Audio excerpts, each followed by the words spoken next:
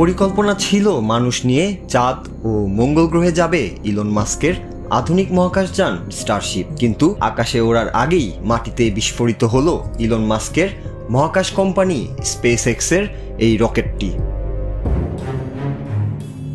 বুধবার রাতে টেক্সাসে পরীক্ষামূলক এক উৎক্ষেপণের সময় গুরুতর ত্রুটি দেখা দেয় স্টারশিপে। তার ফলে নিমিষেই আগুনের গোলায় পরিণত হয় ইলন মাস্কের অন্যতম আকর্ষণীয় ও ব্যয়বহুল এই মহাকাশযানটি। বলা হচ্ছে স্টারশিপ রকেটই স্পেস এক্সের তৈরি সবচেয়ে শক্তিশালী রকেট। টেক্সাসের দক্ষিণ প্রান্ত, সময় বুধবার রাত। আকাশে হঠাৎই দেখা গেল বিশাল এক আগুনের গোলা।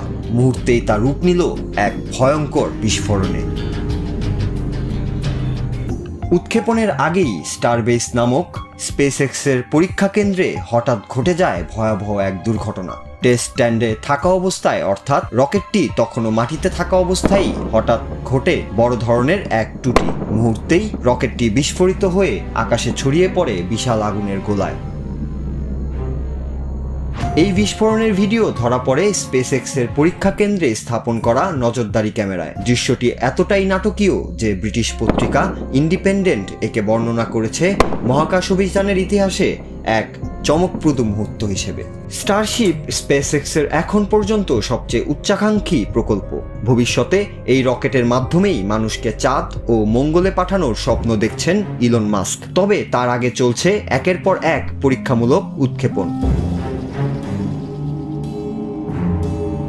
বিস্ফোরণের সময় চলছিল স্ট্যাটিক ফায়ার টেস্ট, যেখানে ইঞ্জিন চালু করা হলেও রকেটটি ভূমিতেই আটকে রাখা হয়। স্পেস এক্স জানিয়েছে দুর্ঘটনার সময় পুরো সাইটের আশপাশ ছিল নিরাপত্তা বেষ্টনী। সৌভাগ্যবশত কোনো প্রাণহানি হয়নি। কর্মীরা সবাই নিরাপদে আছেন বলে জানিয়েছে কোম্পানিটি। তবে বিস্ফোরণের স্টারবেস এলাকার কতটা ক্ষতি হয়েছে তা এখনও নিশ্চিত করে বলেনি স্পেস এক্স। পরিস্থিতি নিয়ন্ত্রণে আনতে স্থানীয় কর্মকর্তাদের সঙ্গে মিলে কাজ করছে কোম্পানিটির টিম। এই ঘটনা আবারও মনে করিয়ে দিল, ভবিষ্যতের মহাকাশ যাত্রা যতই রোমাঞ্চকর হোক না কেন, তার পেছনে থাকে অনেক ঝুঁকি, পরীক্ষা নিরীক্ষা আর ব্যর্থতার গল্প।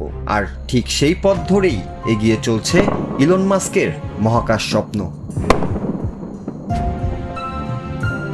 নূর Raju, Bangla TV news desk.